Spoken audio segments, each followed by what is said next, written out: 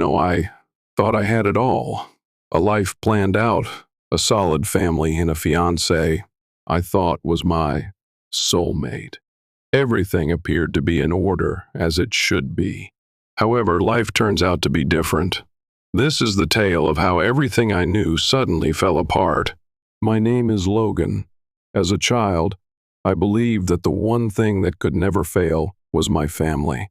We were the kind of people who remained close, talked things out, and stood by one another through thick and thin. I had a tight relationship with my brother, Chris, in the usual sibling rivalry kind. I was the more calculating, the planner, and he was a year younger, always the charming, laid-back one. Then there was Jane, our younger sister, our mother's favorite little child, who was constantly in the spotlight. My parents were typical Midwesterners. Dad was the easygoing joker who was always making jokes over the grill, while Mom commanded the house with an iron hand.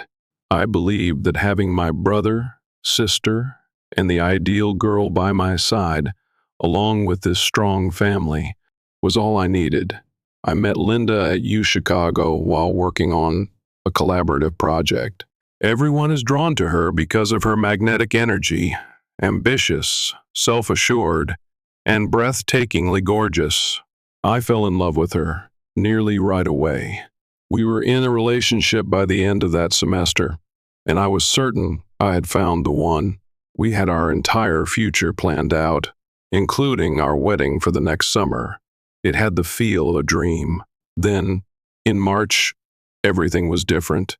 I chose to surprise Linda with her favorite takeaway because I had a slow Friday at work. I just wanted to do something kind, even though it felt like a little thing. The silence struck me as soon as I entered our apartment. There was a problem. It was eerily quiet, save for the faint sound of laughter coming from the bedroom, and her shoes were near the door. I made an effort to shake it off. Perhaps she was watching a humorous video on the phone. However, I had a twisted gut feeling that something wasn't right. My heart ceased to beat when I unlocked the bedroom door. Linda and Chris were there. My own brother, in bed. Together, the room went cold. Despite Linda's best efforts to hide herself, the damage was already done. She was wearing the enormous t-shirt with the corny love graphic that I had given her for Valentine's Day.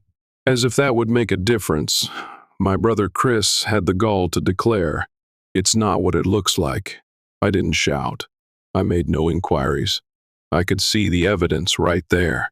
Even though I wanted to shout, I told Linda, "Pack your stuff and get out." I didn't want them to witness my outburst. Chris began to stammer something like, "It just happened," but I interrupted him. There was nothing else to say. "You're dead to me." I left. I took a car to a friend's place that evening. I had trouble falling asleep. I replayed what I had just witnessed over and over. Chris, my brother, whom I trusted above all others, and Linda, the lady I believed I would marry. It was more than simply the betrayal. It was the fact that they decided to ruin something I had held in such high regard. Linda left the following day, as I had directed. However, a note was waiting for me when I got home from work that night. Not that it lasted long. All she said was that she had fallen in love with Chris, that she never intended to hurt me, and that she hoped I would one day find it in my heart to forgive them. It was a pitiful mess. "I hope you can still be happy for us one day," she signed defiantly. "Are you pleased for them?" I threw the message in the trash after crumpling it. Without her belongings, the flat seemed like a shadow of its former self, but I didn't mind. I was relieved she had left. I was relieved to have her gone. Chris, or Linda, had leaked the information, and my family soon learned. I was called first by Mom, not at me, but furious. She was upset with Chris. "It's unbelievable that he would harm you in this way." Her voice quivered in shock as she added, "He's not welcome here." Having her on my side felt fantastic at first. However, I wasn't a moron. On her own terms, my mother had always been devoted. I was aware that she would soon begin to defend Chris once more. Dad came next. He simply sighed when I eventually picked up his phone. There was no disappointment or fury, just a sigh like someone who's accustomed to coffee spilling on a shirt, as he said, "Well, I guess things like this happen sometimes." It was unbelievable to me. My brother had just ruined my life, and Dad didn't even bat an eye, but he didn't realize it for what it was. However, it didn't end there. My younger sister Jane made an effort to offer encouragement, but I could tell she was hesitant. She stood between the rest of the family and me. She called to see how I was doing, but it was clear that she was conflicted. She wasn't sure where she should put her loyalties. To be honest, I didn't want to listen to her. I couldn't stand the justifications, so I didn't answer their calls. I plunged headfirst into my task. The only thing that kept me sane was that. When my manager, Kevin, saw that I was working more hours, he inquired about my well-being. I told him I was dealing with some personal issues, but I didn't go into detail. He then brought up the Pittsburgh office. It seems that they were having trouble finding a team leader there, and Kevin believed I would be ideal. A raise. A new beginning. I didn't think twice. The opportunity to leave Chicago and the disaster Linda and Chris had made excited me. Dad didn't care when I told my folks. Well done. A new beginning could be just what you need. Mom, on the other hand, pretended that I had just declared my intention to move to the moon. She sobbed and pleaded with me to stay. How about meals with the family? How about Christmas? Logan, you can't just abandon us. I informed her that I was abandoning Chris, not them. However, I secretly didn't think she was real. When it was convenient for her, Mom would say one thing and do another. I discovered I was correct by July. Chris had returned to live with them. One evening, she casually mentioned to me over the phone that they had allowed him to return since he had nowhere else to go.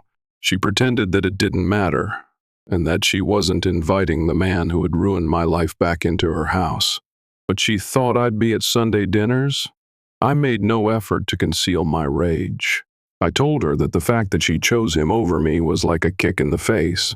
As if that made anything okay, she declared, "He's still my son."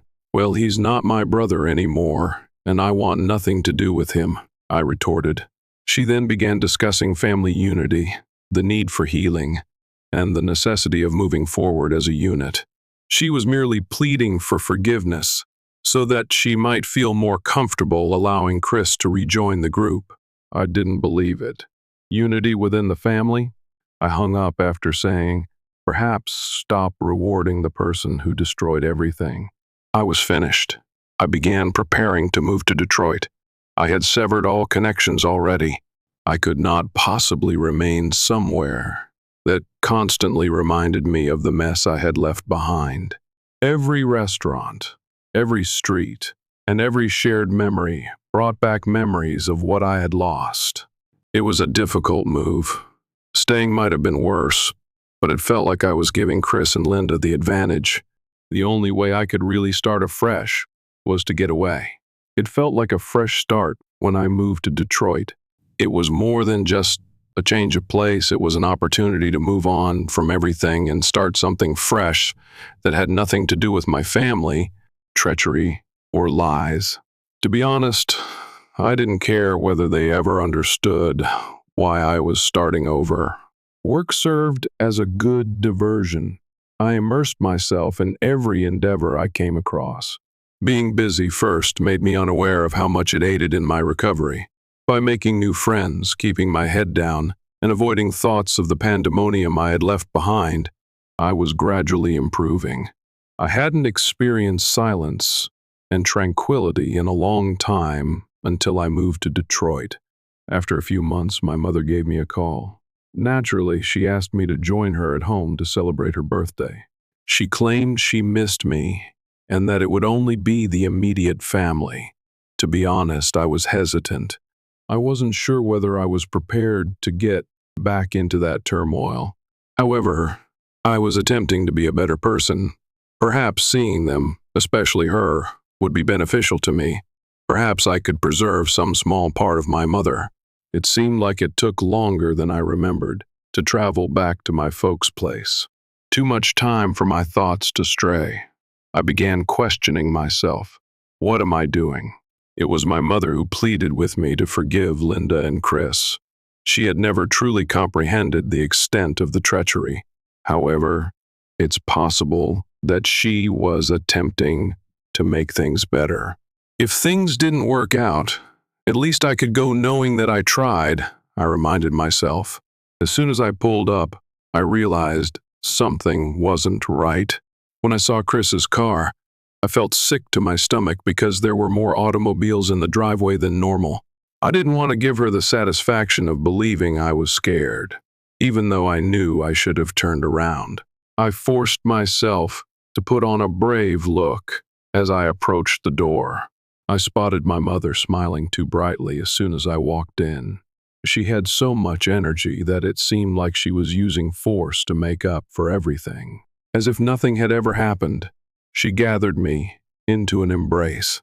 As if I hadn't just spent months reestablishing my life apart from the chaos she'd permitted to occur, she continued, "Logan, I'm so glad you came." They were there when I looked around the room. Chris sat on the couch as if it didn't matter. Linda was totally relaxed, giggling at something Jane said.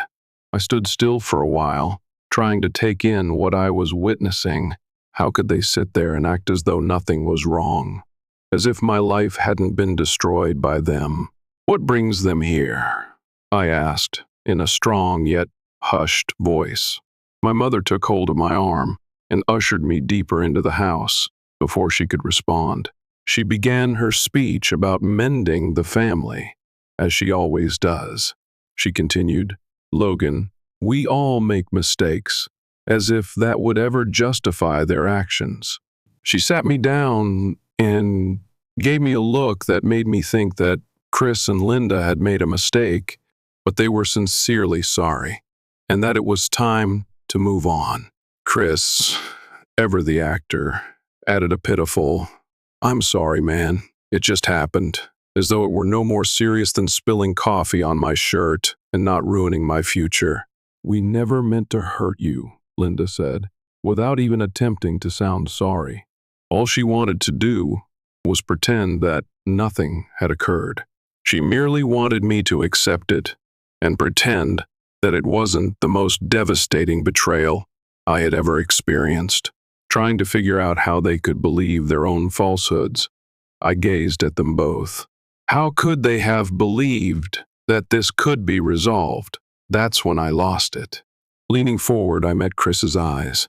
I responded, "You're a pitiful excuse for a brother," in a tone that was colder than I had anticipated.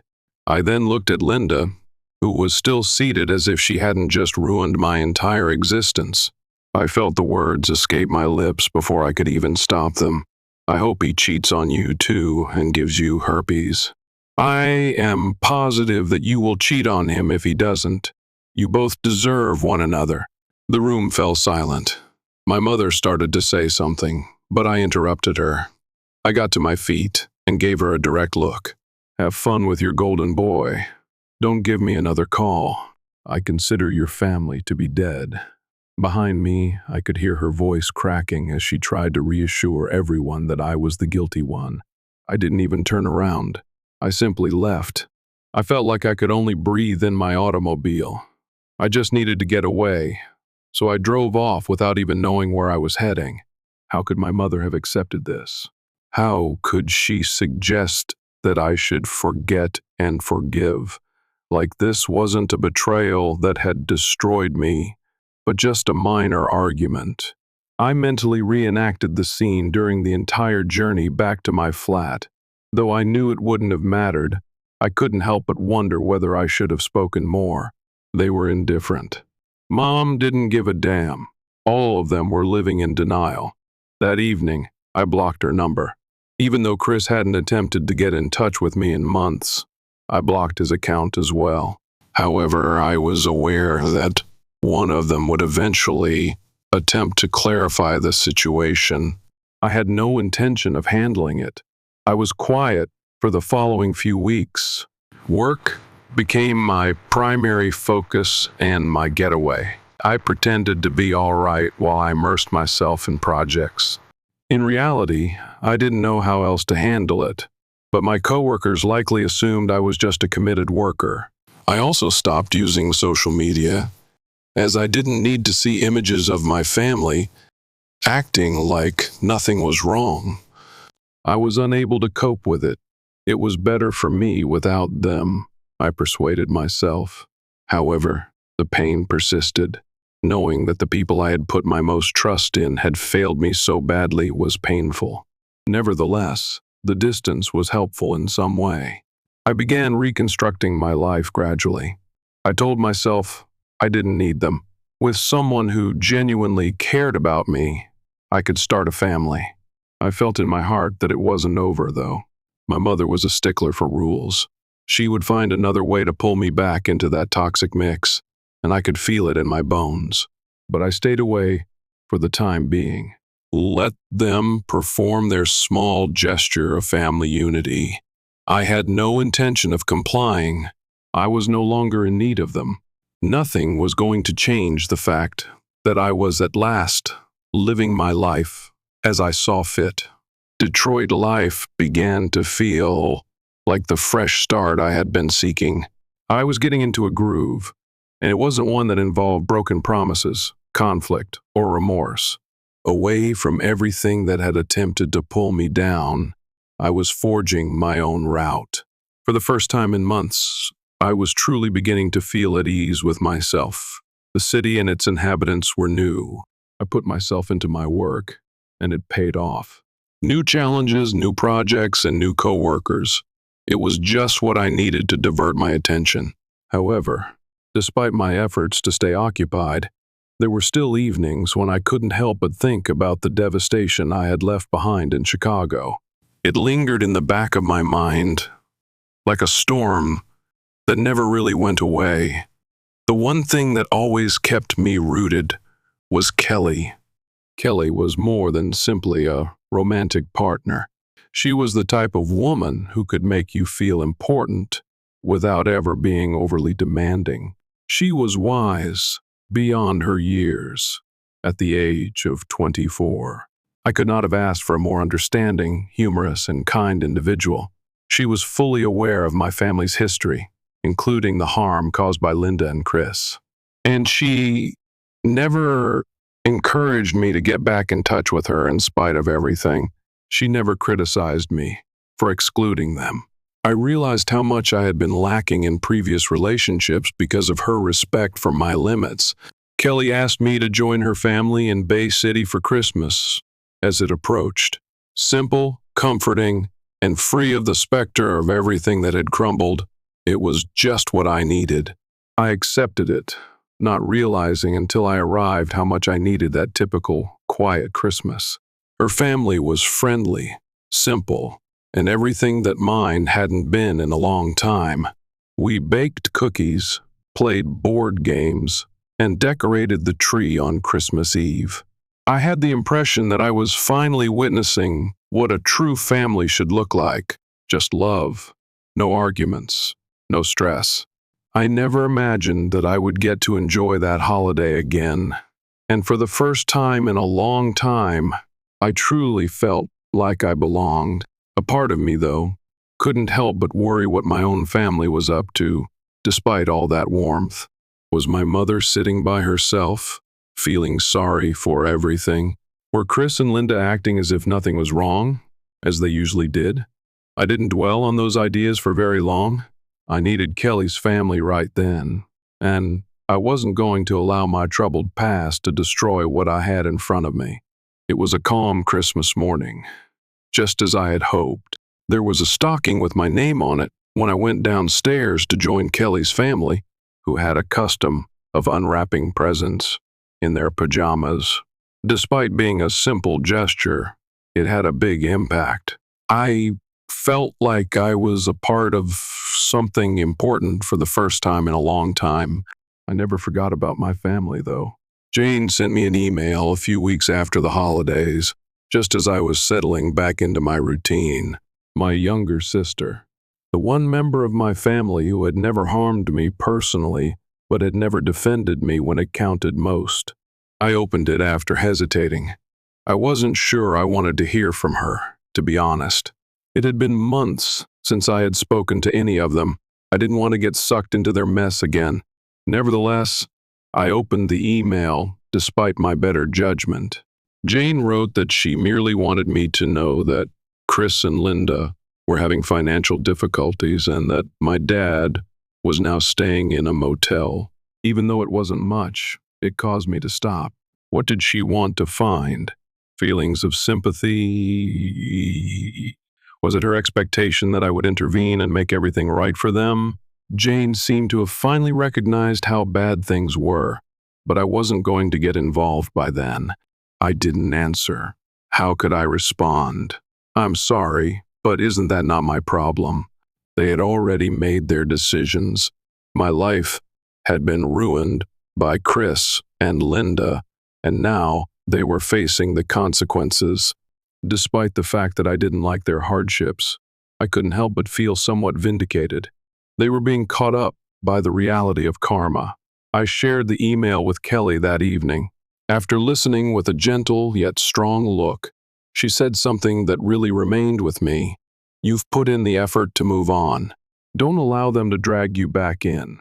She was correct. Rebuilding my life and getting to a point where I didn't have to think about them anymore had taken up so much of my time.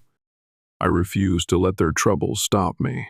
Without thinking twice, I blocked Jane's address and erased her email. Although difficult, it was essential. I refused to allow remorse or sympathy to creep back into my life. Spending Christmas with Kelly's family had marked a sea change. I finally grasped what it meant to be free from the poison of my past for the first time. I no longer required the affirmation or approval of my family. I had made a new life for myself and had no intention of turning back. I had to put the past behind me and concentrate on the future. I was at last in a good place by January. Pittsburgh life was stable. I was stronger than ever, and so was Kelly. And I was genuinely happy for the first time in a long time. However, my family wasn't finished with me yet. Like a bad habit, I was getting ready to go for a run one Saturday morning when I heard someone knock on the door. I looked through the peephole because I wasn't expecting anyone. Jane was standing there. It was more than a year since I last saw her. My initial reaction was to act as though I wasn't at home.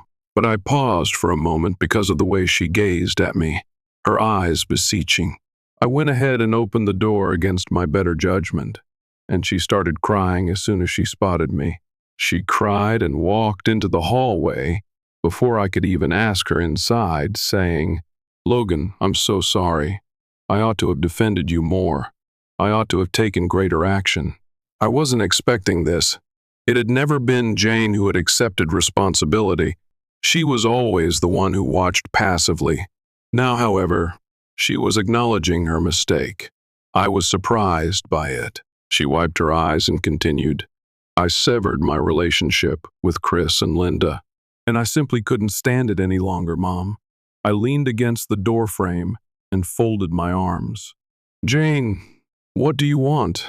My voice was flat as I asked. She paused, more tears forming in her eyes.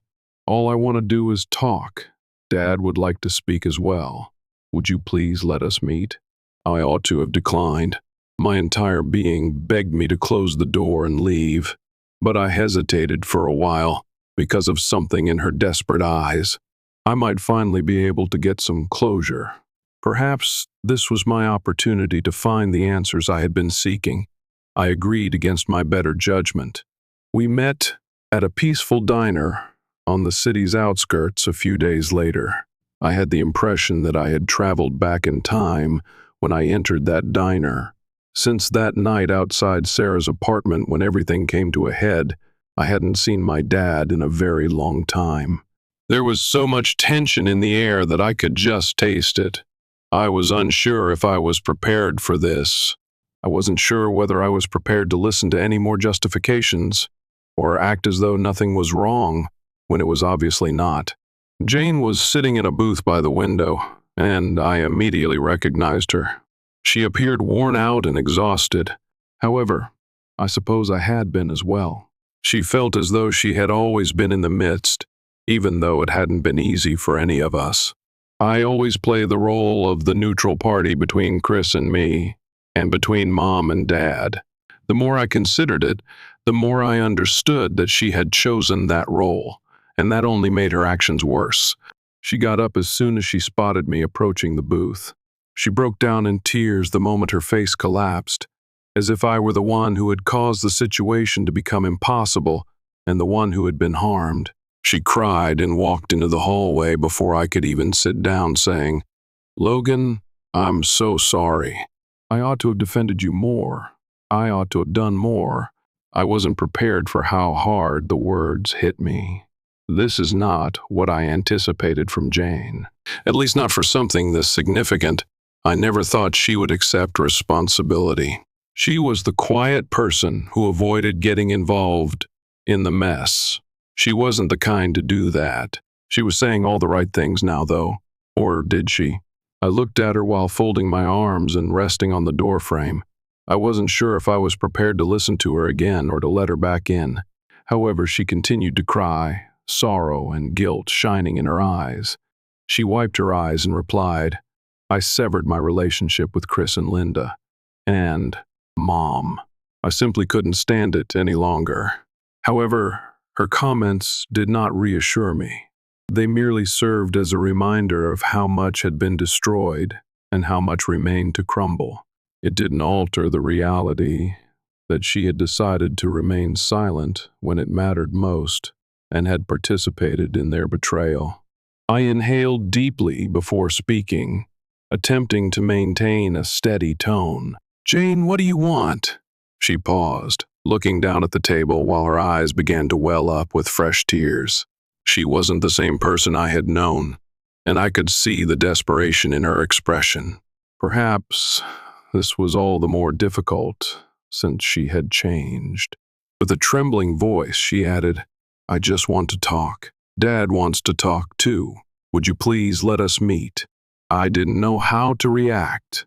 There was a part of me that wanted to close the door and leave. The part of me that yearned for some feeling of normalcy, the one that still remembered the sister who had supported me in the past, was inclined to listen to her. Perhaps, just possibly, I could find the answers I sought. Perhaps it was time for a resolution. I inhaled deeply once more before nodding. I said, "All right, let's get together. However, don't count on my forgiveness." When we sat down, the diner was silent. When I sat across from Jane, who was already there, I couldn't help but feel the weight of everything that had transpired. It was the manner in which the family had fallen apart, not just the treachery, the way everything had fallen apart. It was the deception, the manipulation, and the betrayal of confidence.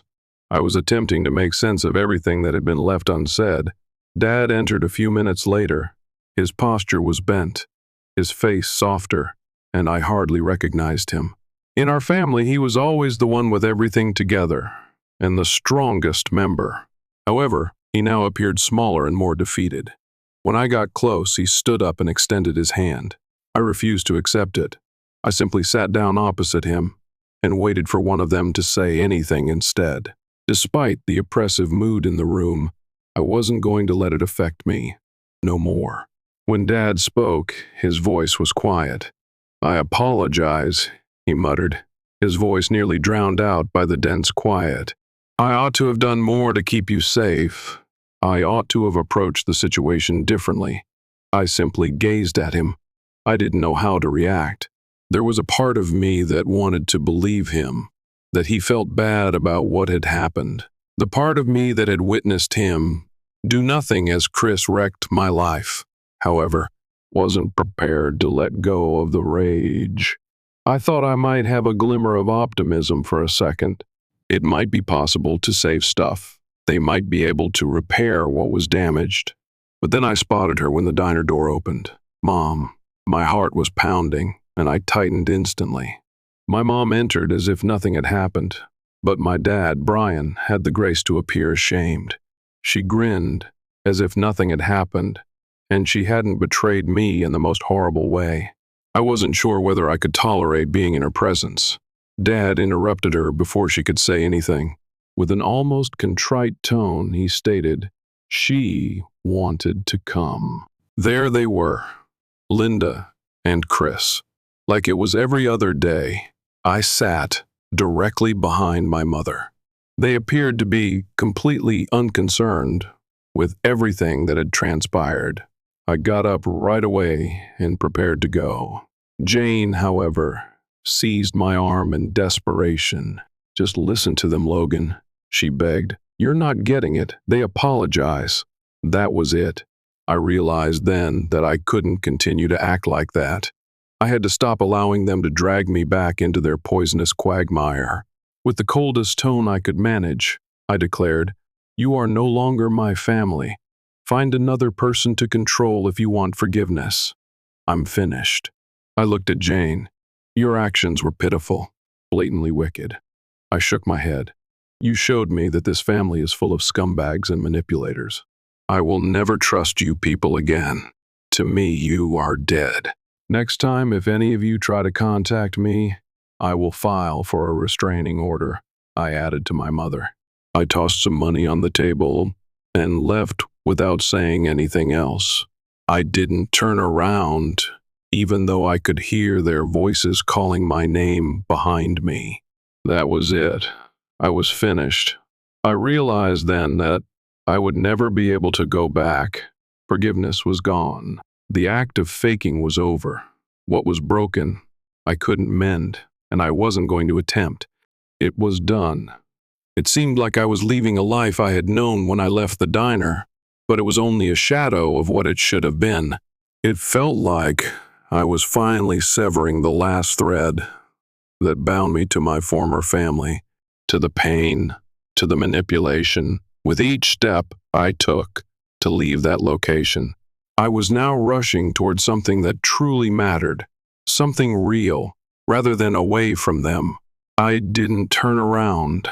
Not even a sidelong glance crossed my mind. Their excuses and apologies didn't interest me.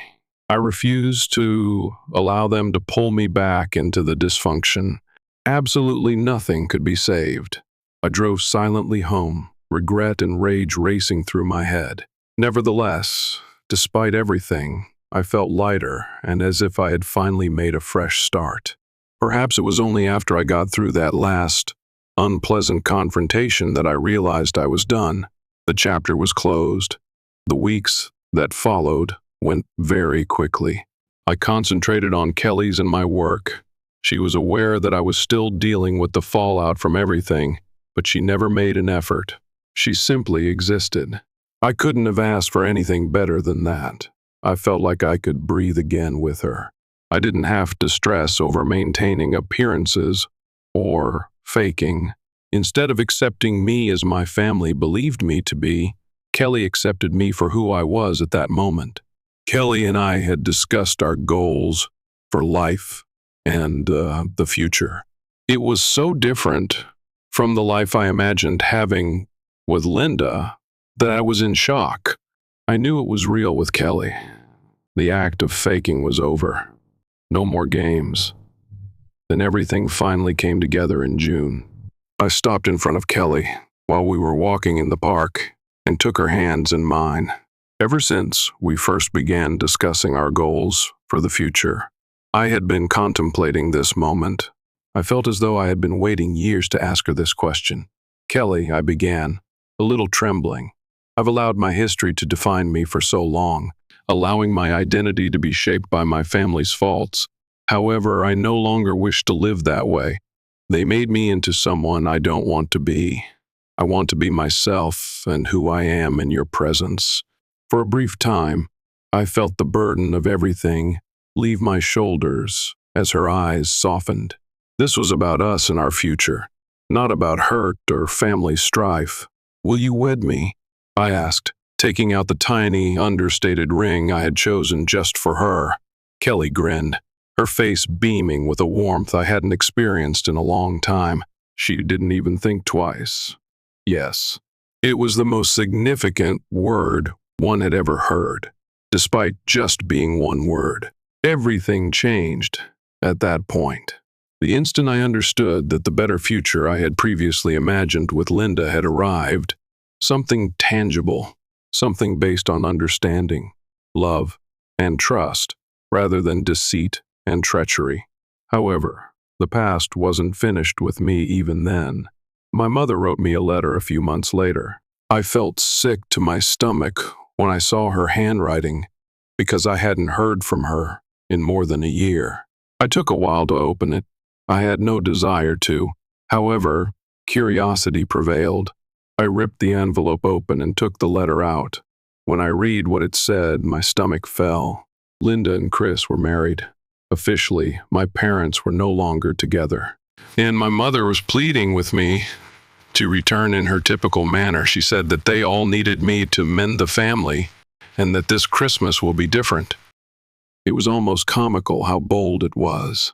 She believed that I would abandon everything, return, and act as though nothing had happened. That she might simply forget what had occurred. Anger rose in my chest, but I maintained my composure. I presented the letter to Kelly. After reading it, she expressed precisely what I needed to hear, without hesitation. "Logan, you owe them nothing. There is no reason to subject yourself to that, if it will only cause you pain." She was correct. The need to forgive and heal, as well as my mother's shame, no longer mattered. I had created a real existence, a life that made sense. I didn't require their blessing. Their poisonous cycle wasn't necessary for me. Now I was on my own. Without thinking, I threw the note in the garbage. I had had enough of wasting time. My family could bear any remorse they had. I had finished lugging it for them. It was liberating to make that choice. I had the impression that I was at last entering a life that was exclusively mine. I was no longer restrained by any weight. Not another drama. I will no longer pretend to be someone I'm not for those who don't deserve my allegiance. I felt like I could breathe for the first time after letting them go.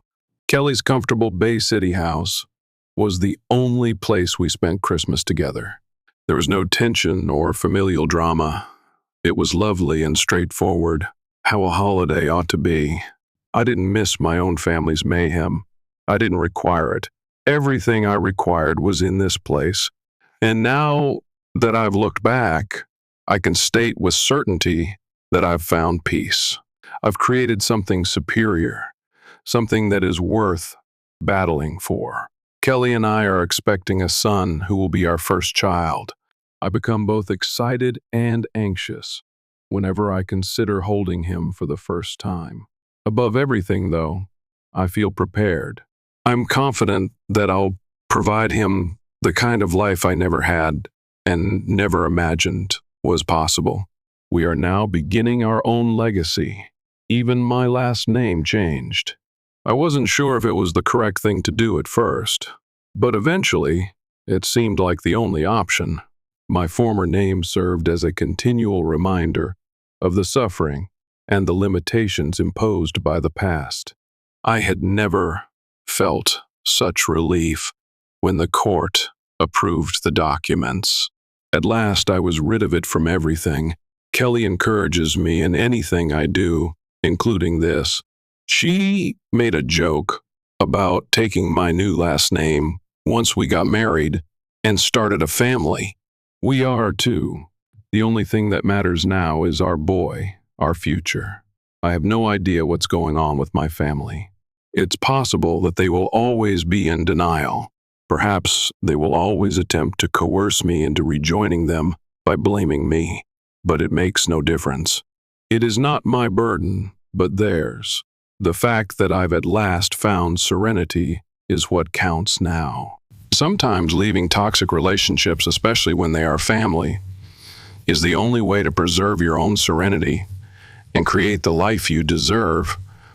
But it's not always simple. Family is more than simply blood. It's about the individuals that support and adore you without conditions. And I now possess that. Kelly, our infant, this new life, and it's more than sufficient.